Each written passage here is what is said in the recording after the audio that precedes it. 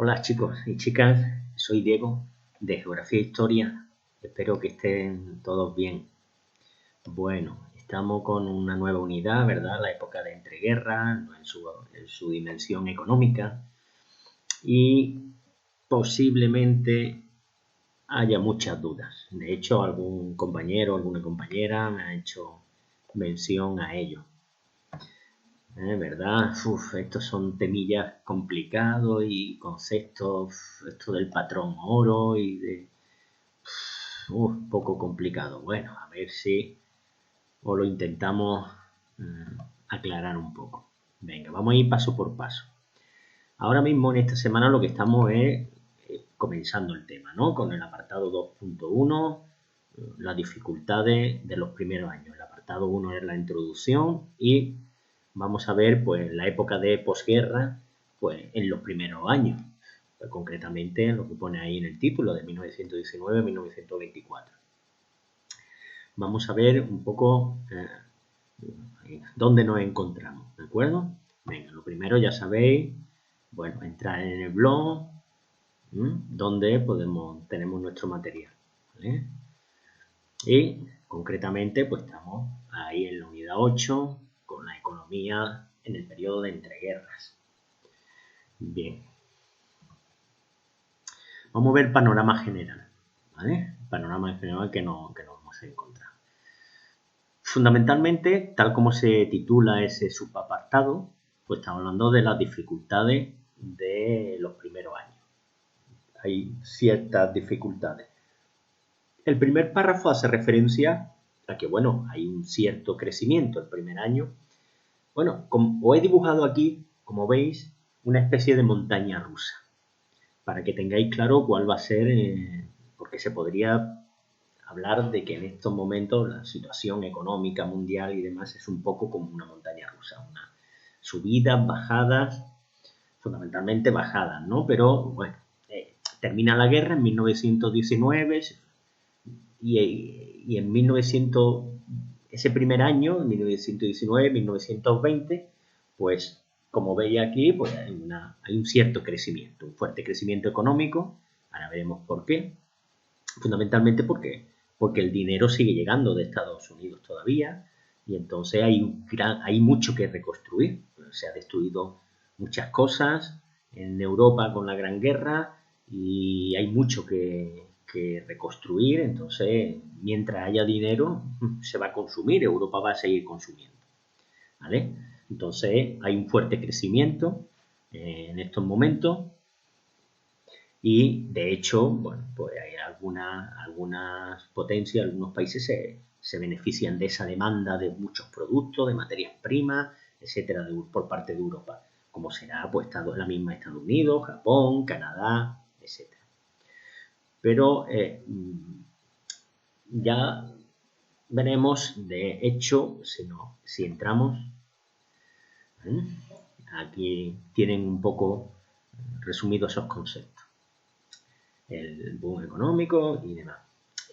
Insisto, se podía gastar porque se mantenía el sistema de crédito de la guerra, en la que Estados Unidos seguía proporcionando liquidez y dinero pues, a los países europeos. Aunque sí es verdad que este crecimiento económico, junto con la expansión de la deuda, ya que seguían debiéndole mucho dinero a Estados Unidos, provocó ya un alza de los precios. Recuerden que la subida generalizada de precios se conoce como inflación. Bien, ahora bien, llega 1920 y Estados Unidos pues frena esa política de créditos. Y eso pues inmediatamente va a producir, como dice aquí, ¿verdad?, una recesión a partir de 1920. Es decir, lo que sería una crisis de reconversión. Precisamente ahí ahora es cuando se va a notar la guerra, el fin de la guerra y los problemas que ha traído la guerra.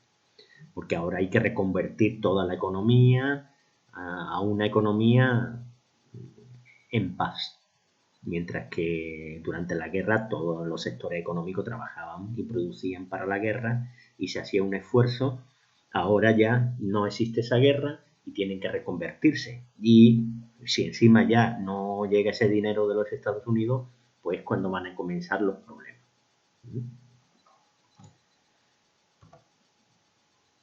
Por eso, si se dan cuenta, a partir de 1920, la línea que marca es una curva, la línea del crecimiento económico es descendente hasta 1924. Eso es lo que habla fundamentalmente el segundo y tercer apartado ya de nuestros apuntes, del apartado 2.1. Habla precisamente de este momento. Por tanto, nosotros, si se dan cuenta, este apartado 2.1 únicamente hace referencia a estos años, desde 1919 a 1924. Un primer año de cierto crecimiento, de boom económico, y a continuación, se lo pinto aquí, se lo repinto, y a continuación, pues una crisis, hasta 1924 prácticamente.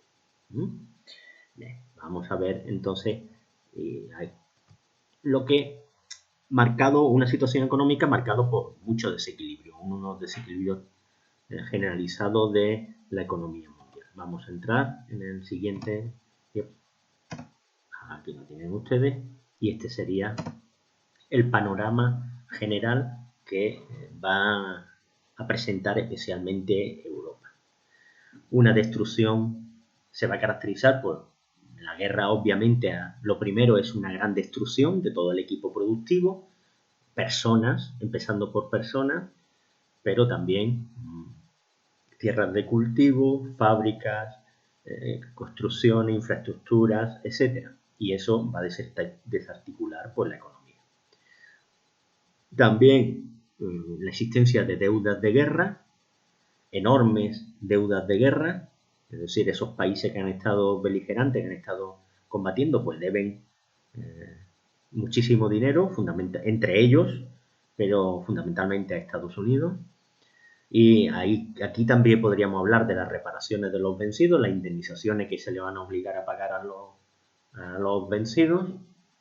Y en cuarto lugar, pues una serie de desequilibrios pues, mercantiles y a nivel mundial, pues que también van a caracterizar esta época.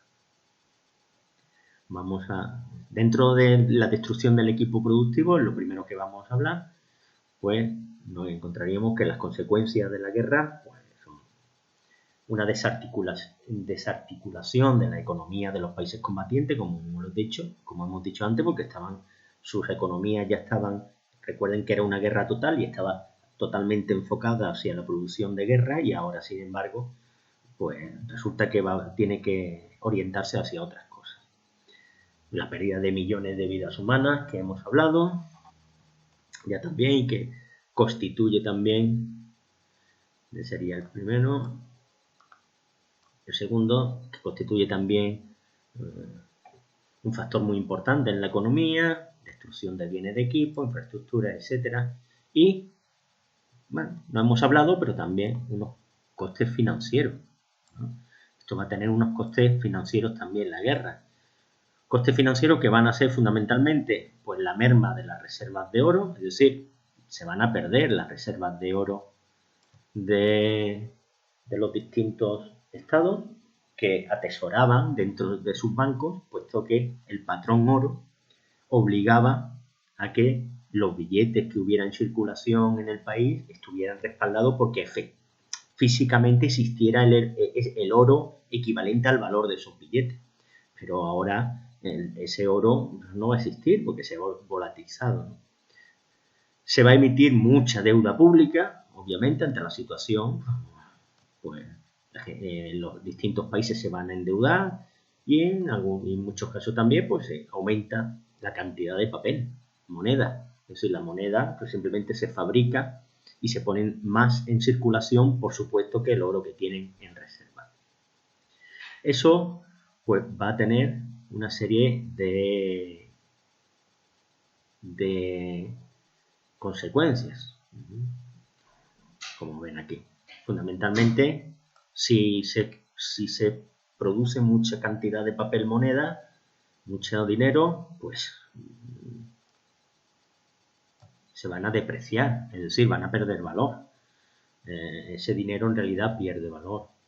Si el dinero pierde el valor, como cualquier persona, imagínense que tengan una tienda, saben que el dinero, yo estoy vendiendo el pan a determinado dinero, pero sé que en realidad ese dinero no vale nada, pues yo lo primero que voy a hacer es subir el precio de mi producto. Entonces eso va a traer una escalada de subidas de precio. Y un endeudamiento, que será el siguiente punto que vamos a ver, de los distintos estados, pues casi todos ellos con los Estados Unidos. Primero las consecuencias, hemos visto destrucción y desarticulación y por supuesto costes financieros. El siguiente, pues, ya que vamos a seguir con el apartado en el que hemos dejado, pues, un gran endeudamiento. Hay una gran desarticulación de la economía, como hemos dicho, es decir, ahora lo que vamos a destacar es esto que tienen ustedes aquí abajo, con lo que hemos comentado antes, pero quiero que se fijen, pues, en este. Aquí, los Estados Unidos, todo esto, este endeudamiento lo que va a ocasionar es que los Estados Unidos pasa de ser un país deudor que tenía deudas contraídas y demás a principios de siglo, en general, pues se va a convertir en el país acreedor prácticamente de todo el mundo.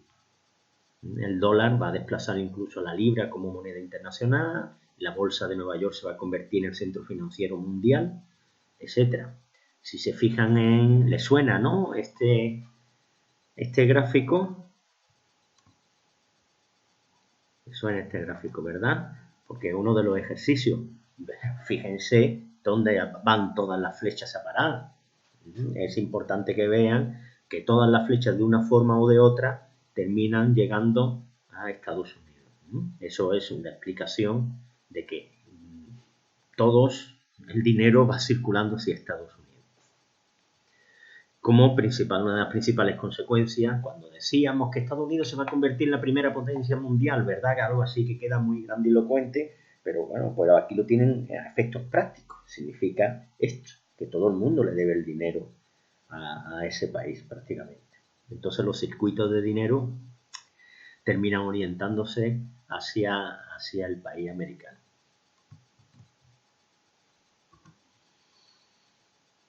Relacionado con las deudas de guerra, pues estarían las reparaciones de los vencidos, que también estaban dentro de ese gráfico que le hemos puesto. Aquí pueden ver ustedes cómo las indemnizaciones, recuerden que en el Tratado de Versalles se obligaba a pagar especialmente a Alemania unas reparaciones de guerra, además de que también fueron fragmentados todos los antiguos imperios europeos, Alemania, Austria-Hungría, Turquía, y eso hace que espacios económicos que antes estaban unidos, que tenían una misma unidad monetaria, que no había aduanas entre ellos en los transportes, etcétera, de pronto se encuentran que se desarticulan un poco, por eso también, no solamente porque tengan que pagar reparaciones de guerra. E incluso, como le marco aquí, en el cuarto punto, Alemania también perdió regiones importantes desde el punto de vista económico, especialmente regiones mineras industriales como Alsacia, Lorena y el Saar, que es lo que le iba a mostrar a continuación. Lo pueden ver aquí.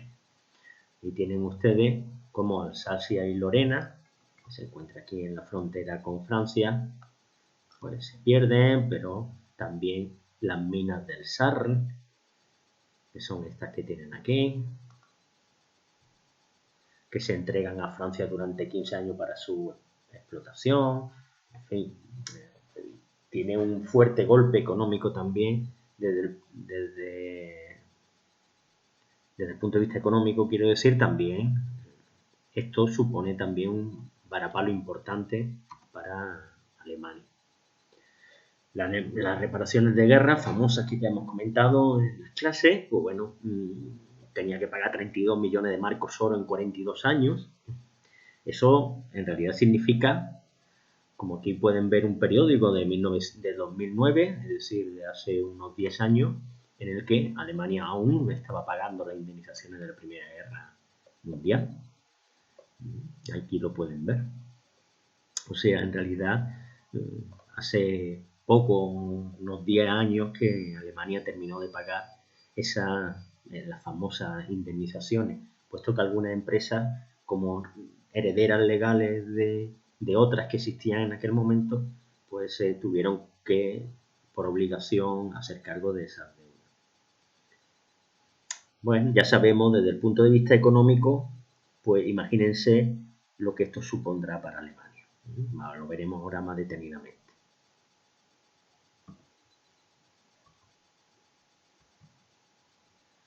Y por último nos quedaría el apartado de esos desequilibrios en la economía internacional. Bueno, pues lo pueden ver ustedes aquí, la Primera Guerra Mundial.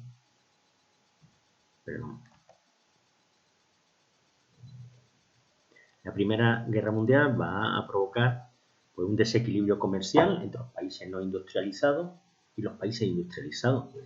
Durante la guerra, la demanda europea, imagínense, de los países europeos, pues era ingente, era enorme, porque estaban en plena guerra y entonces materias primas eran muy necesarias, alimentos y cualquier otro tipo de materia prima, que suponía un 60% del comercio mundial. Bueno, ¿eso qué provoca? Pues eso provoca que el precio de esas materias primas hayan subido bastante y que se paguen a buen precio. Pero desde una vez que termina la guerra, pues a partir de 1921, pues Europa pues, comienza ya también a producir materias primas como alimentos, por ejemplo. Entonces ya no hay tal demanda en los mercados internacionales de esos productos. ¿Eso qué hace? Pues que ahora caigan los precios. Y los países no industrializados pues entran en crisis. Aquellos que abastecieron a los países durante la guerra, pues precisamente ante la caída de precios, pues entran en crisis.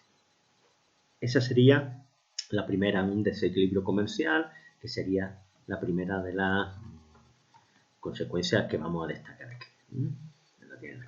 La segunda sería la desorganización que va a existir también en el sistema monetario internacional.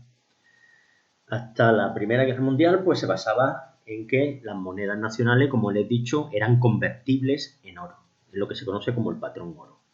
Es decir, las monedas que circularan por un país, en teoría, el Banco Central tenía que tener reservas que garantizara el valor de esas monedas. Pero que en la práctica eso se va a abandonar, entre otras cosas porque ese oro se va a gastar por el esfuerzo de guerra. Entonces muchos países emitieron moneda para pagar gastos, aunque no tuvieran ese oro que lo respaldara. Y eso pues, va a provocar también una enorme inflación y desequilibrio.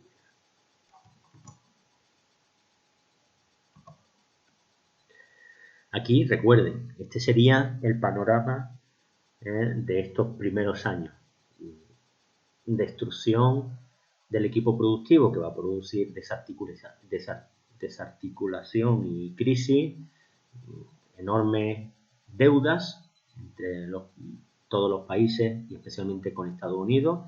Y ahí no incluiríamos también las reparaciones de los vencidos en la Primera Guerra Mundial y fuertes desequilibrios entre países industrializados y no industrializados y en el sistema monetario. Este sería el panorama general de estos primeros años. Además, tendríamos que añadirle que se van a producir ciertos cambios en el comercio y en la industria, que algunos, bueno, se lo supondrán ya. Es que el peso de Europa en estos aspectos, pues, va a decaer. Ya Europa no va a ser tan importante, no va a ser la primera potencia industrial del mundo, ni va a ser la primera potencia comercial del mundo, sino que por este esfuerzo realizado pues va a hacer que la nueva potencia mundial sea Estados Unidos. También, tanto en la industria como en el comercio. Primero porque durante el comercio Estados Unidos, precisamente, es uno de los países que más proveyó de todo lo necesario a los países que estaban combatiendo, a los aliados, pero también, y por tanto tenía una balanza comercial con un gran superávit y acumuló de esa forma casi la mitad de las reservas de oro mundiales. Y aquí tienen pues un cuadro, por ejemplo, sobre la importancia de cada uno de estos países, por ejemplo, en la producción mundial de manufacturas. Le suena también, ¿verdad? Porque también forma parte, es un fragmento de una de las actividades que también tienen que hacer. Y por tanto nos habla de esto, de cómo Estados Unidos se va convirtiendo en la potencia mundial ya respaldado sobre todo con la finalización de la guerra.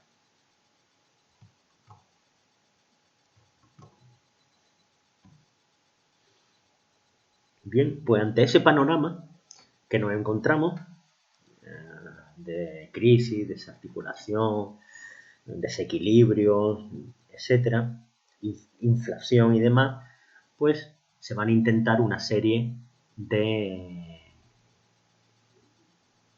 ensayos para una recuperación económica, pero va a ser muy limitado.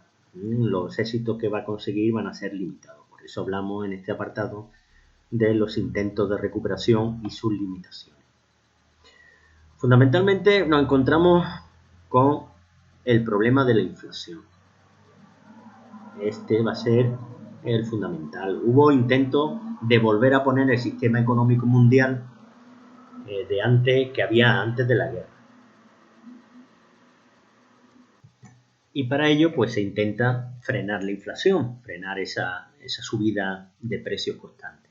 ¿Cómo se hace eso? ¿Cómo se intenta frenar la inflación? Bueno, hay varias políticas para eso. De hecho, todavía podrían recordar que todavía hoy en día también algunos países adoptan una u otra según su creencia, pero aún existe 100 años después, muchas veces nos encontramos con el mismo problema.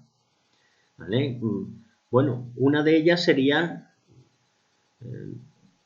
establecer políticas deflacionistas. Uy, ¿y eso qué querrá decir? Pues políticas que intentan bajar los precios con recortes del gasto público, es decir, el Estado gastando menos, invirtiendo menos, creando menos empleo, creando menos infraestructura, etc. Subida de impuestos y reducción de la masa monetaria. Todo esto, es decir, si el Estado gasta menos, si yo subo los impuestos, si hago que haya menos moneda circulando, que haya menos crédito, etcétera, lo que yo estoy intentando es que haya menos dinero circulando por el país. Si hay menos dinero, si habíamos dicho que si hay mucho dinero, el valor del dinero cae y por tanto no vale nada y los precios suben, pues si quito el dinero de la calle, pasará lo contrario. El dinero cada vez tendrá más valor y por tanto los precios pararán. Estas medidas, ¿qué problemas tienen? Lo pueden ver aquí, lo tienen aquí, que reducen el consumo y aumentan el paro, porque la economía se frena. Y si se frena la economía, pues la empresa necesita menos personas trabajando y aumenta el paro. Y esas personas paradas disponen de menos dinero o ninguno incluso y entonces no consumen. Pero consiguen bajar los precios. Esta sería una de las políticas que se establecieron. Francia, Bélgica e Italia, tienen el segundo caso aquí, no consiguieron frenar la inflación hasta 1926 y tuvieron serios problemas para reconstruir sus economías. Y el tercer caso sería el de Alemania. Fundamentalmente, aunque hay otros, Austria, Hungría, Checoslovaquia, Polonia, etc. Que, claro, Alemania, especialmente Alemania, otros también de forma similar, se encuentran que han terminado la guerra y ¿a quién le piden dinero? Y no tienen dinero, poco dinero, y tienen que afrontar también una reconstrucción y una reconversión importante de su economía. ¿Y a quién le piden ellos? Porque ellos son los vencidos. Entonces ellos no tienen tan fácil acceder al dinero. ¿Qué hacen? Pues recurren a lo que les comentamos y que seguro que alguno de ustedes habrá pensado alguna vez también. Bueno, pues si yo tengo la máquina del dinero, me pongo a hacer dinero. Y de esa forma soluciono el problema. Bueno, o como el caso que vamos a ver aquí, ¿no es verdad? El caso concreto de Alemania, pues a lo mejor creo el problema todavía más grande, que es una hiperinflación, es decir, una inflación descomunal. Alemania, como hemos dicho, pues emite billetes de forma masiva y para hacer frente al pago de esas reparaciones, a las deudas que tenían y a los esfuerzos que tienen que hacer para reconvertirse, y eso provoca una subida de precios pues espeluznante. Además, tanto que ya suspendió el pago de las reparaciones. Hubo un momento en el que se suspendió el pago, que dejó de pagar las indemnizaciones. ¿Y qué hicieron entonces? Pues por ejemplo Francia y Bélgica que no me pagas. Pues lo que hicieron, que ocuparon la zona del Ruhr, es decir, cercana al río, también una zona en 1923, una zona pues también muy rica muy importante desde el punto de vista industrial y minero para Alemania. Pues lo ocuparon para poder explotarlo y cobrarse de ahí pues las indemnizaciones. Aquí tienen un ejemplo, algunos ejemplos, seguramente lo conocerán, como el dinero tenía tan poco valor que lo que era más fácil era lo quemaban en la chimenea y de esa forma mantenían la calefacción. Era más barato que a lo mejor comprar la leña o el combustible. O aquí tienen pues algunos de los ejemplos. Aquí tienen algunos de los ejemplos de cómo puede subir, ¿no? En enero un diario en 1921 valía 30 marcos, mientras que 2 años después pues vale, por ejemplo, 1000 marcos. Imagínense la subida que es eso. O en 3 meses después pues ya vale 70 millones de marcos, es decir, los precios subían por día o incluso por horas, iban subiendo los precios.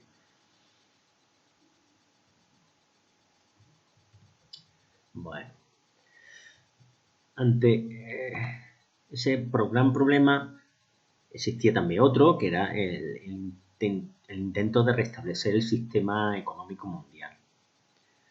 Lo que hemos comentado de estabilizar las monedas, del intento de estabilizar la moneda, de que volviera ese patrón, esa obligación de que tuviera las reservas de oro necesarias para garantizar el valor de la moneda que estuviera circulando por el país. Entonces hace que en 1922, por ejemplo, pues se celebra la Conferencia de Ginebra, una conferencia internacional que buscaba llegar a acuerdos en ese aspecto. De hecho, Estados Unidos ya había vuelto al patrón oro en 1919, pero el resto de estados le era muy, muy difícil. ¿Por qué? Porque no tienen ese oro, apenas tienen reservas para poder garantizar ese dinero. Entonces se optó por una solución intermedia, que sería el conocido como sistema patrón cambio oro, que no es lo mismo. Ahora, digamos que es una solución intermedia en la que las monedas pues, se respaldaban con reservas de oro y con divisas de otros países que tuvieran cierta solvencia o cierta reputación de si está respaldada. Es decir, sería la libra o el dólar ya de nuevo, ¿no? Porque de hecho esto va a traer muchos problemas, por ejemplo, para Inglaterra. Inglaterra va a estar obsesionada por volver al patrón oro y demás, por este tipo de política de poder tener de nuevo las reservas de oro suficiente para garantizar el dinero circulante, etcétera, y eso va a hacer que crezca poco en estos momentos. De hecho, va a tener un cierto estancamiento durante en los años 20, mientras que otros países veremos que sí remontarán. Inglaterra le va a costar esto. En fin, para todo ello, para solución de estos problemas, desde luego, y en algún otro momento de la presentación lo digo, lo que hace falta es la colaboración internacional. Colaboración internacional que en realidad pues bueno, se echó de menos en estos años. Fundamentalmente es lo que se comenta aquí. Porque para fomentar esta expansión y lograr de nuevo el crecimiento, pues había que eliminar el proteccionismo. Algo que en realidad no sucedió. El proteccionismo lo que significa es un cierre de fronteras, puesto que si yo encarezco con aranceles los productos a la importación para defender mis industrias nacionales, pues en realidad lo que estoy haciendo prácticamente es cerrando las fronteras y me estoy aislando del comercio internacional. Entonces estamos comentando que habría que, para favorecer la expansión de otros países, etcétera, que traería una expansión generalizada a todos, pues se encontraban que no, que los principales países, por ejemplo, el Reino Unido o Estados Unidos, pues lo que hacen es precisamente lo contrario, subir las tarifas aduaneras, los aranceles, pues muchísimo, ¿no? Por cerca del 33 o el 38% respectivamente en la subida de esos países. Pues eso pues no favoreció lo que estamos comentando, la expansión precisamente y la recuperación económica. Por todo ello, el verdadero cambio de tendencia que sí marcaría un incremento, una recuperación económica limitada, pero recuperación al fin y al cabo será el plan Daur.